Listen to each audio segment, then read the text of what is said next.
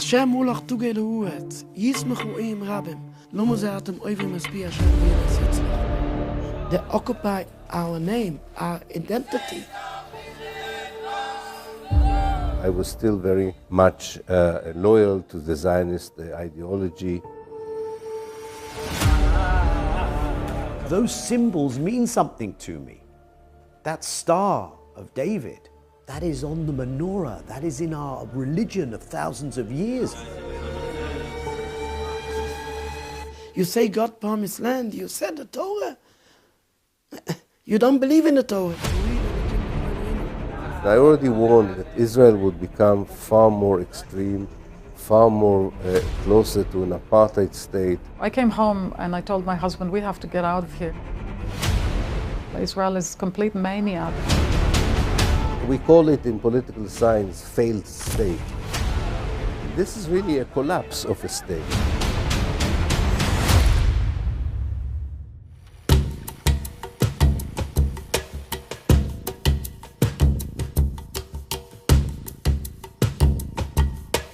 I'm a rabbi here in Stamford Hill. I born in Jerusalem and we gone out from there in 1970. My grandmother has died in Auschwitz. My father was a big leader of the Turkate in Jerusalem. He himself was a Holocaust survivor. I live in the Haredi Orthodox Jewish community. People look like me, have a beard. This type of Haredi Jews, Hasidic Jews, Orthodox Jews, many names people give for these Jews. They have businesses, the prayers, the education for children, and that's all. I was born in 1954, that is a few years after the establishment of the State of Israel. My parents came from Germany in the early 1930s and lost most members of their family in the Holocaust. I grew up in the city that I was born in, Haifa, and probably had a conventional Israeli Jewish upbringing and experience more or less until I finished my military service in 1974. I participated in the 1973 war on the Golan Heights. I was still very much loyal to the Zionist ideology and didn't question any fundamental way.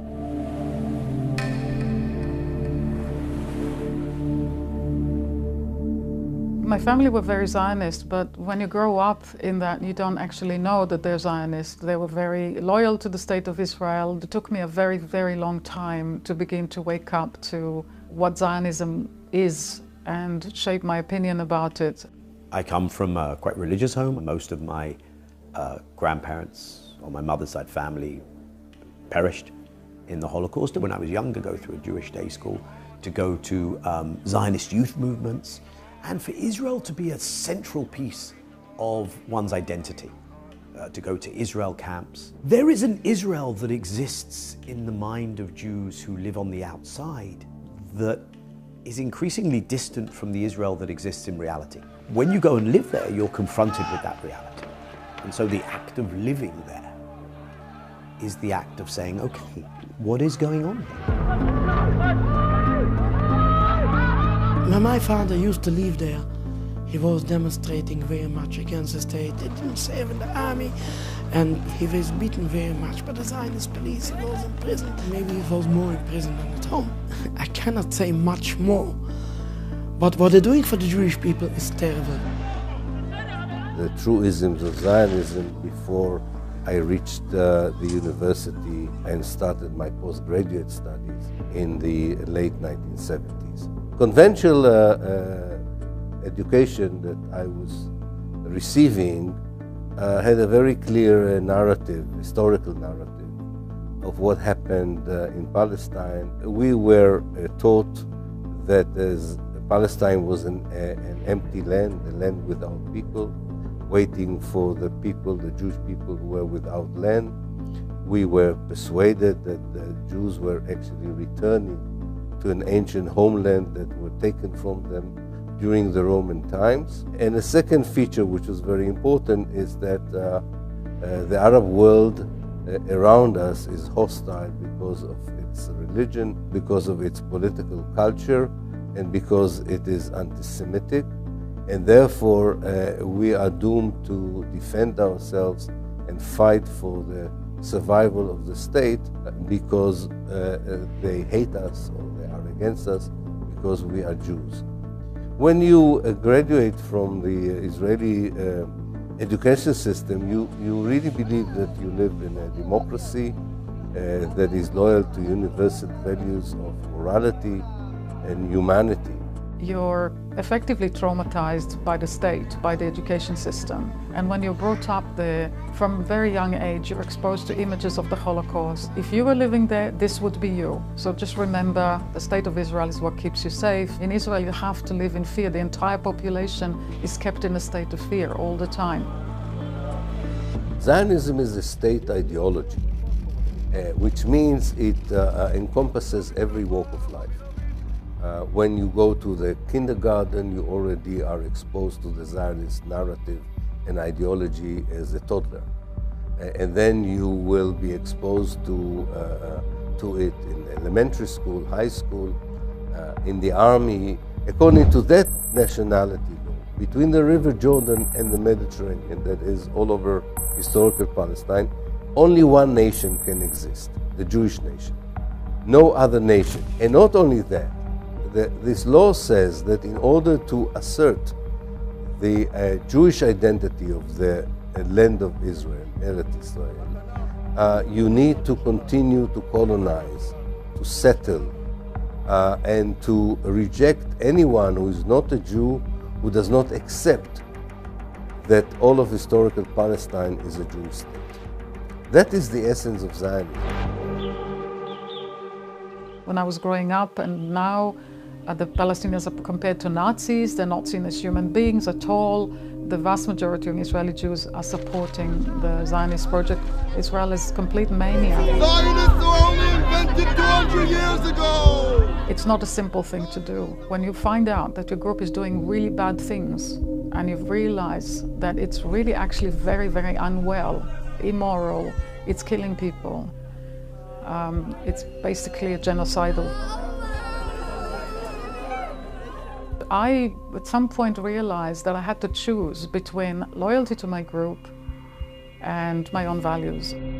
I came home and I told my husband, we have to get out of here. I didn't want to live in fear. I renounced my Israeli citizenship in 2001. In fact, I feel liberated, having left, not just leaving the state itself and renouncing citizenship of Israel, but mentally leaving the mindset of Zionism has been incredibly liberating. It was considered a big, big betrayal to want to leave. They were horrified when they heard that I was leaving, and they said, you can't leave, you will never have any friends, you know, they'll come after you.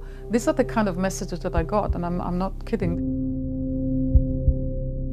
Israel was never ready to accept the Palestinians as they are. Israel never acknowledged the crimes of the Nakba, of the expulsion of Palestinians, and there is an unwillingness within Zionism to meaningfully challenge that extremism. There is an attempt, especially on the outside, to portray Zionism as something that should be beyond questioning even, something so obvious and benevolent. The Jewish people have a right to self-determination. How could one in any way challenge this?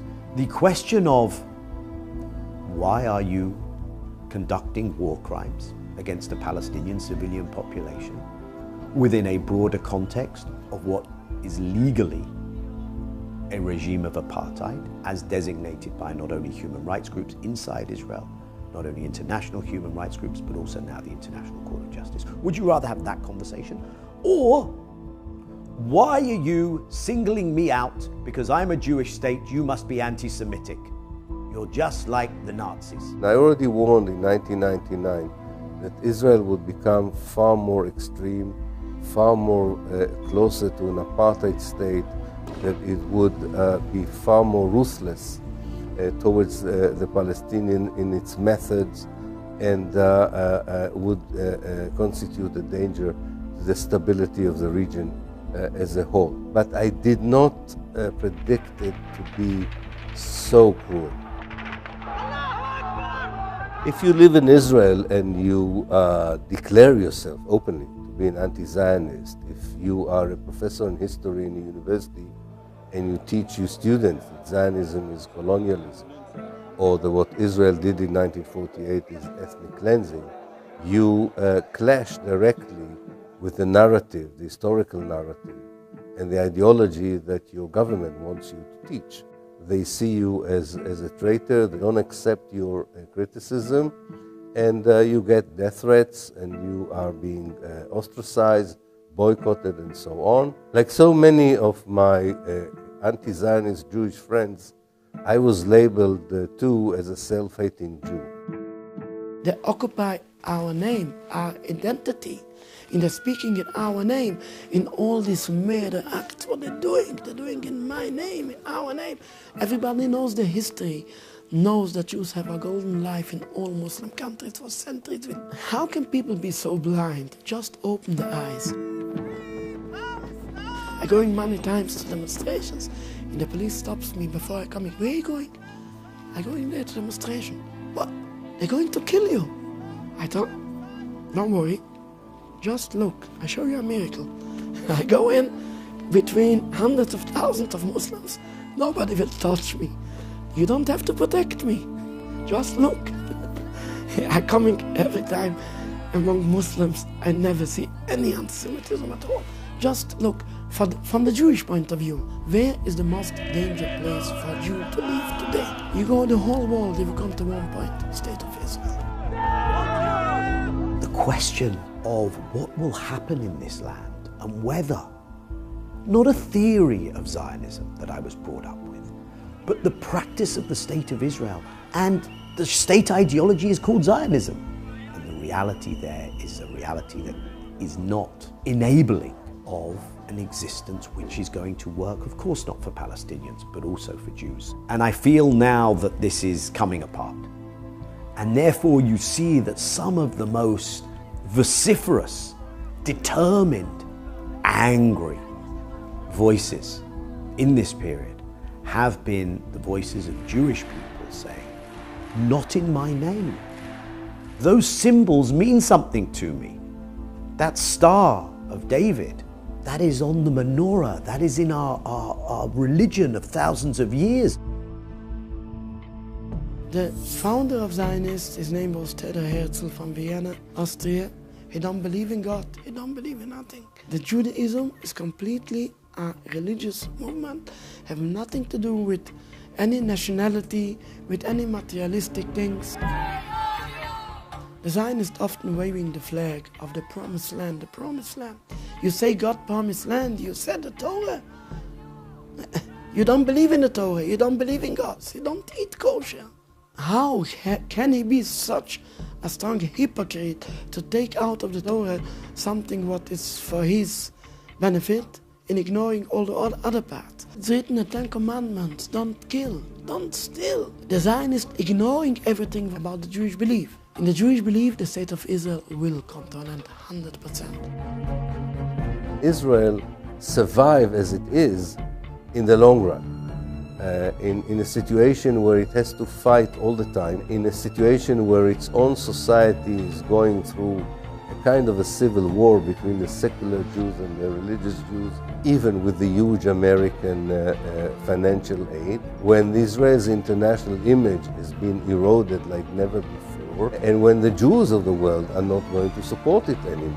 We call it in political science failed states, or disintegrating states. And this is really a collapse of a state.